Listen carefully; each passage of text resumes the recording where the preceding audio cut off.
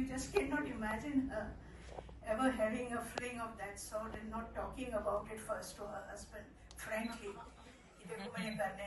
She was not cut out that way. She was all there, she was transparent, but Rajan Yadav lusted after women. That's true. I occasionally punched him and slapped his hand off, and I told him, keep your hand off. Don't you dare touch me. So he said, बड़ी feminist बनती है. I said, feminist बनने का मतलब ये थोड़ी है कि आप जहाँ चाहें जब चाहें जिस तरह से चाहें behave करें. But he understood that and he laughed and he was okay. And we had our quarrels, but more on literary genres and his take on several things. Several editorials he wrote, which I found very superficial and deliberately hurtful to various people and communities. But he had much to learn about feminism.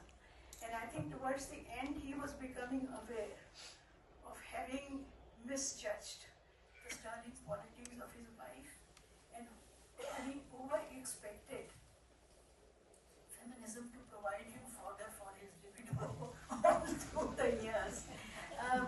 But all in all, he was a good, strong writer.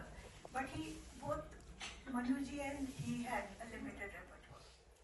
They wrote about the places and the times that they had lived through, and they brought out the small town life. One thing more I noticed in this generation was their fear of being clerks.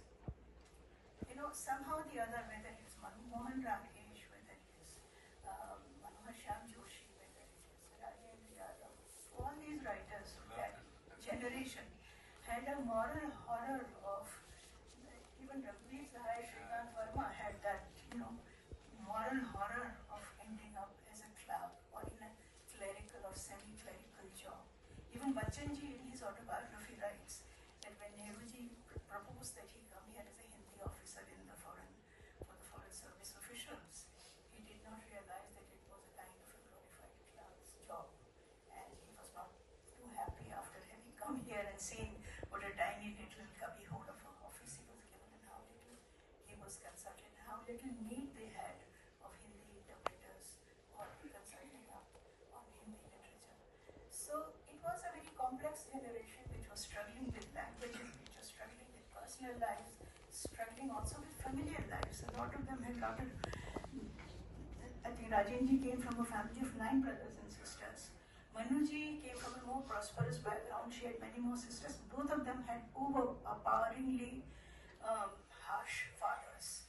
So in a way, it was also a revolt against father. We have Gyan Ranjan who writes again about from the same thing. So it was a generation which reflects, to my mind, a whole lot of things that small town, middle class India was undergoing. And it was no accident that nearly all of them sent their own children to English medium schools. And I don't think anyone had children who wrote in Hindi thereafter. I meet their children a lot of time, like, children of addicts, children of writers have a way of getting together. Somehow we warm up to each other. You meet them, they're lovely, intelligent people, they remember their parents, they remember my mother also.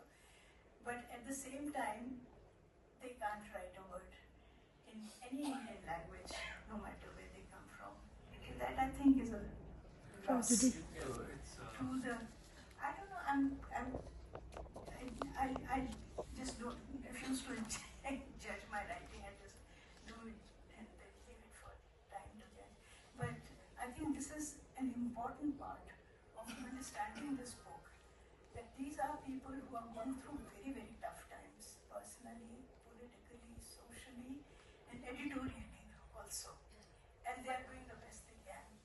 And it is almost miraculous that a woman like Manuji from a Marwari conservative family with an Arya Samaji background, a very strong father, came out and was able